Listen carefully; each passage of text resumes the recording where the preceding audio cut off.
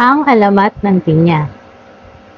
Noong unang panahon, may nakatirang mag-ina sa isang malayong puok. Ang ina ay si Aling Rosa at ang anak ay si Pinang. Mahal na mahal ni Aling Rosa ang kanyang bugtong na anak.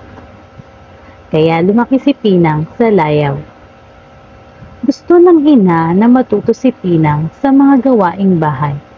Ngunit, laging kinakatwiran ni Pinang na alam niya nang gawin ang mga tinuturo ng kanyang ina.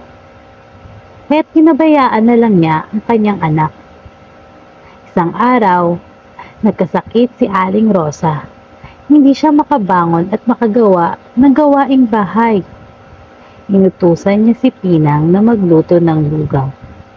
Isinalang ni Pinang ang lugaw, ngunit napabayaan dahil sa kalalaro. Ang lugaw ay dumikit sa palayok at nasunog. Nagpasensya na lang si Aling Rosa na pagsilbihan naman siya kahit paanong ng anak. Nagtagal ang sakit ni Aling Rosa kaya't napilitan si Pinang ang gumawa sa bahay. Isang araw, sa kanyang pagluluto, hindi niya makita ang posporo. Tinanong ng kanyang ina kung nasaan ito. Isang beses naman ay ang sandok ang hinanap. Ganoon ang nangyayari.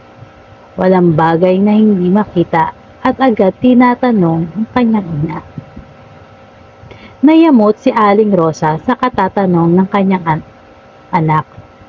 Kaya't nawika nito, "Naku, Pinang, sana'y magkaroon ka ng maraming mata upang makita mo ang lahat ng bagay at hindi ka natanong ng tanong sa akin." Dahil alam niyang galit na ang kanyang ina, ay di na umimik si Pinang. Umalis siya upang hanapin ang sandok na hinahanap. Kinagabihan, wala si Pinang sa bahay. Nabahala si Aling Rosa. Tinawag niya ang kanyang anak, ngunit walang sumasagot.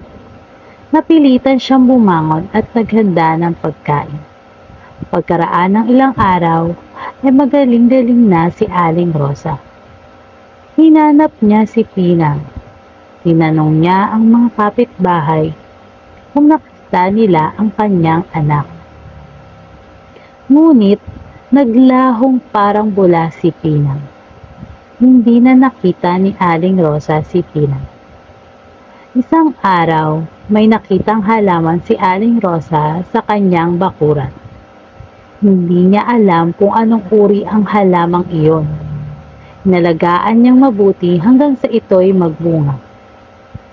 Naking pagkamangha ni Aling Rosa nang makita ang anyo ng bunga nito. Ito'y hugis ulo ng tao at napapalibutan ng mata.